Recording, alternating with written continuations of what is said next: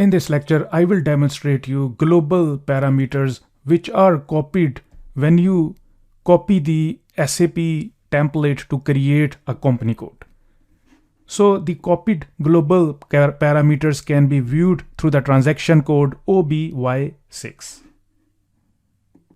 So either we can use the transaction code OBY6 to display the global parameters, or alternatively we can navigate it through the menu path under the financial accounting node, then financial accounting global settings, global parameters for company code, and execute enter global parameters.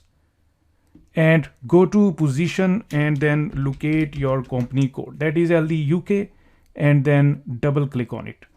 And you will see that the following parameters have been copied from SAP template, such as chart of accounts, that is INT. So INT is the SAP provided template chart of accounts.